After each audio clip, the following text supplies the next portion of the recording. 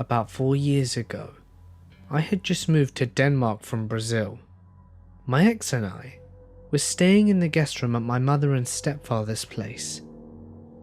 We stayed in a room way in the back of the house, and the room had a door which opened onto the conservatory which faced the backyard. My parents slept in a room way towards the front part of the house. Anyway, late one night, my mother and stepfather stayed up drinking some wine and beer. It should also be noted that they liked to drink quite a lot, and both were pretty tipsy.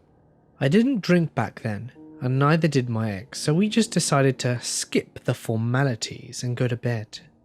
I remember falling asleep pretty easily, but was awoken by something rustling the door, facing the conservatory. Whilst I was shaking off the sleepiness and my ex still sleeping beside me, the person got the door open and slowly crept into our room. I don't think he noticed as I was sitting up in bed, looking at him because it was really dark. Now, I didn't really think twice because I normally consider Denmark to be so safe. I just assumed that this tall man entering was my stepfather, who is 6'5" and also very overweight.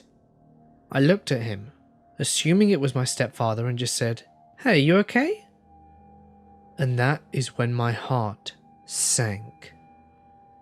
As my eyes were adjusting, I saw the gleam from something in his hand from the light outside. It was unmistakably an axe. He had an axe in his hand. And this man was definitely not my stepfather.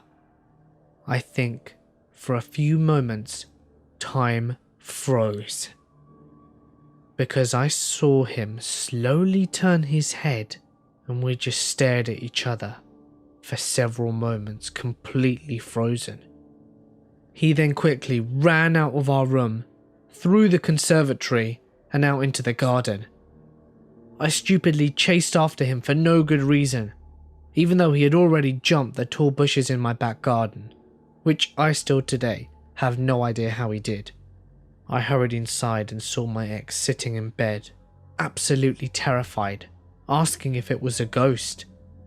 He had woken up after I greeted the intruder, and he was too terrified to do anything. He actually only managed to come out of bed after I had convinced him that it wasn't actually a ghost, because an axe murderer is so much more appealing. It's funny how your man protects you, especially when I was 18 and he was 24. Well, we woke up my parents and called the police.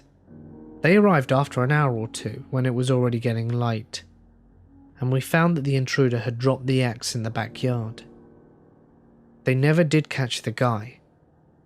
And incidentally, a couple of weeks after, someone stole our big lawnmower from the shed. I wonder if it was his revenge for me being so polite towards his dumb ass. Still, I hope we never meet again. So this story happened 10 years ago. I was 6 and my sister Ria was 16 at the time. I was home with my mom, who had gotten back from work and was going to take a nap. But before she had nodded off, she allowed me to order pizza. And this was awesome because as a kid, and even now, my mom's always been one for healthy eating. The only time I got to eat things like burgers or drink Coke was when my sister took me out or I visited my father. About 10 minutes later, I heard a knock on my door. Now, being older and wiser, I would have realized that there was no way that could have been the pizza, because it would have been way too fast. But as a kid with a craving for junk food, I just opened the door, but what I saw on the other side was alarming. There were 2 very tall men outside my door with hoods on.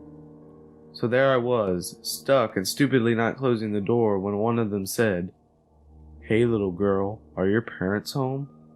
I shyly responded with, "Well, my mom is home and my dad's at work, but he's coming home soon."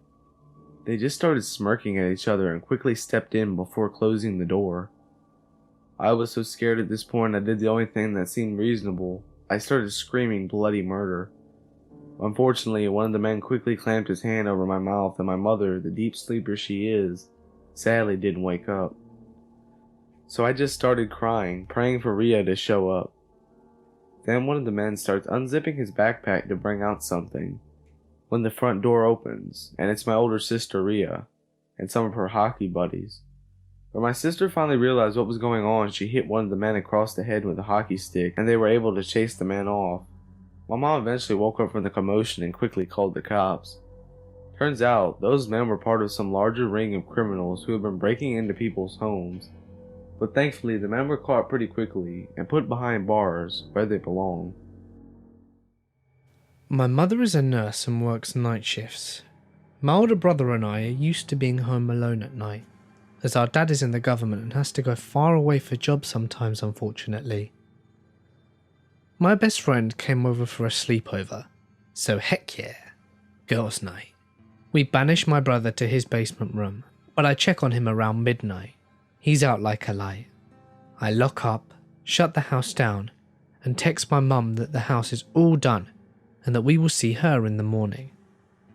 My friend and I hang out in my upstairs bedroom and decide to turn on my computer to watch the very popular web series, The Most Popular Girls in School. For those who don't know it, be sure to check it out, it's hilarious. Anyway, we hear someone trying to stifle laughter outside the door as we're watching. Clearly they're finding the show funny as well. My friend Beth and I pause the video and we can clearly hear someone trying not to laugh. I throw a stuffed animal at the door and yell, "Piss off, Dawson, go to bed," and then hear footsteps go down the stairs to the ground floor. Not the basement, the ground floor. I thought it was a bit weird, so I grab my phone and text him and tell him to stop lurking in the hallway. But that is when I see a few missed texts from him. They are as follows. 12:20. Mum said stay in the house at night, dumbass. 12:23. Can you stop banging upstairs? Some of us are actually trying to sleep. 12:25. Thanks. Oh, there's a Sprite in the mini fridge, by the way.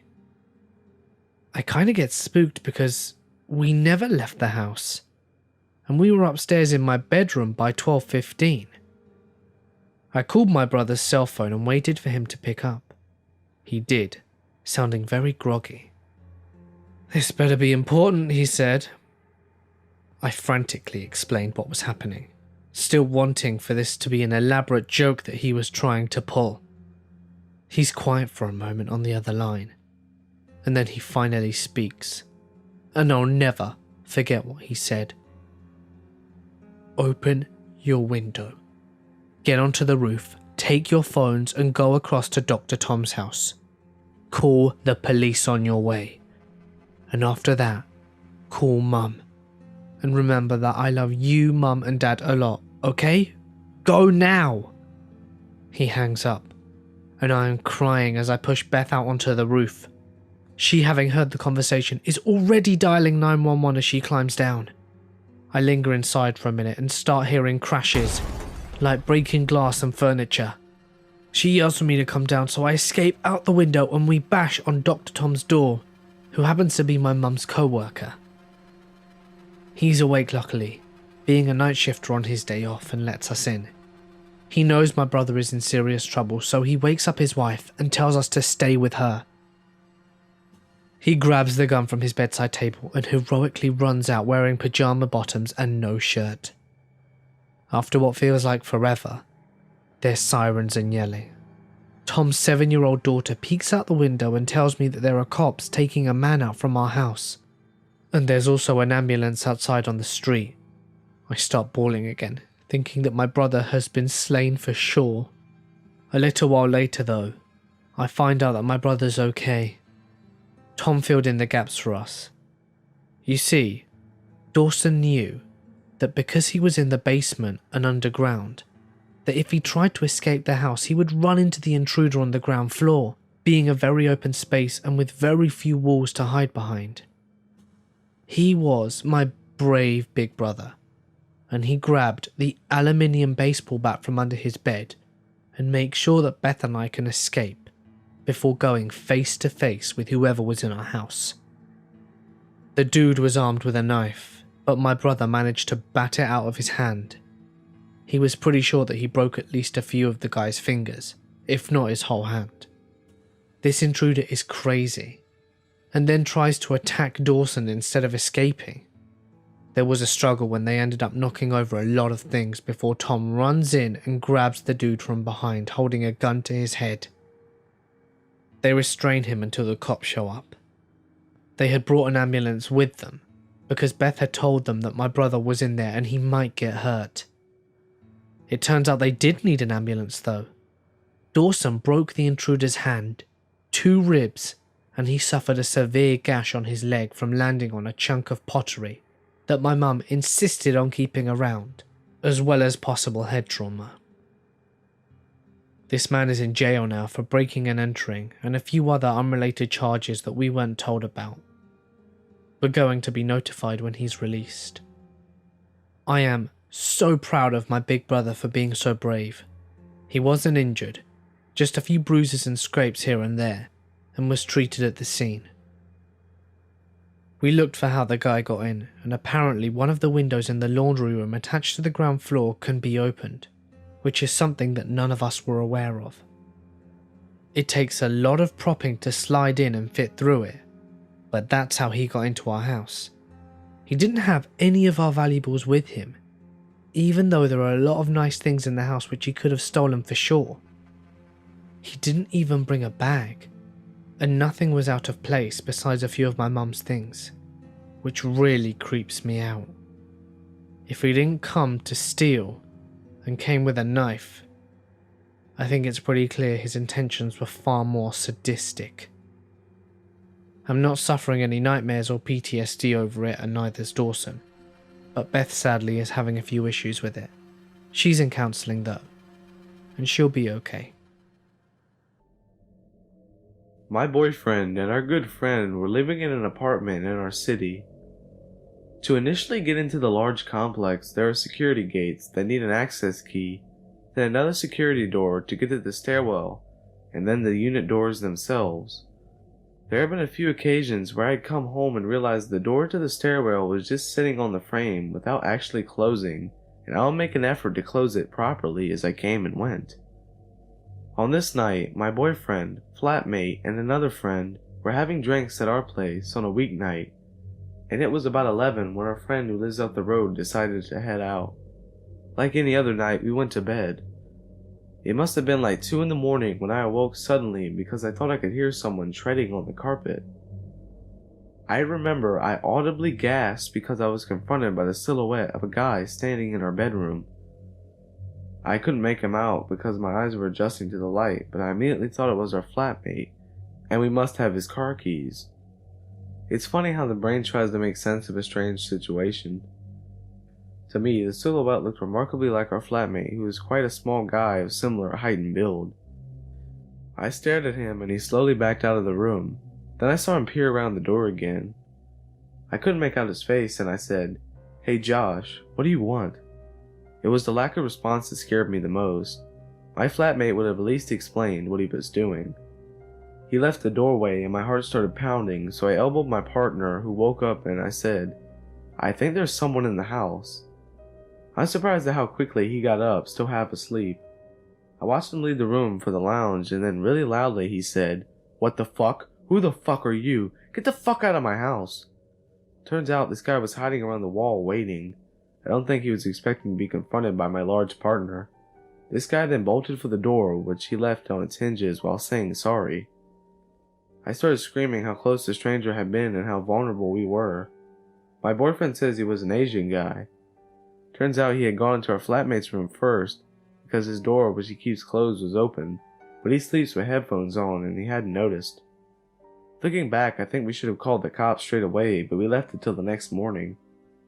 There was nothing missing, and I think he was just an opportunist. We were told that security found that he had checked all the doors along the stairwell until he got to ours, which we stupidly left unlocked, being drunk. Normally, my partner is really onto it with the doors. We ended up getting a deadlock as well as a chain lock, and we never take home security lightly now. We have since moved, but I still to this day have no idea what that guy was after. This story was told to me by my father, who is a retired policeman of 30 years. This story took place in a small coastal town in the northeast of England. I would like to add that my father is an atheist and is a very tough, logical and straightforward guy. A call came from a panicked middle-aged woman saying that there was an intruder in her house and at that moment upstairs in her home. It was mid-afternoon and she was hiding somewhere downstairs. The police respond quickly and my father and his partner arrive on the scene. Backup is on its way and they enter the home quickly and simply by kicking in the front door and rushing into the house shouting, "Police! Police!"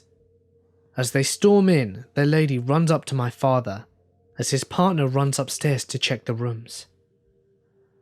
My father calms the lady down and the partner returns unable to find any trace of anyone or anything. Nothing has been ransacked and there are no forced windows. The house is semi-detached and has a very simple layout, with the main stairs directly in front of you as you enter the home. As my father and his partner try and talk to this hysteric lady, they suddenly hear someone running up the stairs very loudly. My father's partner races up the stairs with my father hot on his heels. They hear the back bedroom door slam, but as they burst into the room they find it completely empty, with a punching bag gently swaying in the corner. No open windows, no one running through the garden. This person basically vanished. They made sure to sweep the entire house, every closet, under the bed, behind every door. In every nook and cranny they searched and they found no one. Upon heading back downstairs, completely bewildered, the lady bursts into tears and comes clean. She claimed that she knew there was no intruder and that she believed her house was haunted. She had been so terrified by the poltergeist activity in her home that she didn't know what to do, and that day she had called the police for comfort and help. She was really desperate. I have no idea how the case unwrapped, but my father and his friend have been baffled ever since by the entire experience. Hey guys, it's Mort here and thank you so much for listening. So this is the 6th video for the 12 days of Creepmas. We're halfway there. If you need to catch up, you can check out the playlist on screen. And remember guys, go watch Bump in the Night's video with the other half of the collaboration. He's been really patient with me, so I would really appreciate it if you guys checked him out. But before you go, remember to leave a like and tell me what you thought of the stories in the comments. Me and YouTube will love you all the more for it. Finally, don't forget you can see more of me on Twitter and Instagram.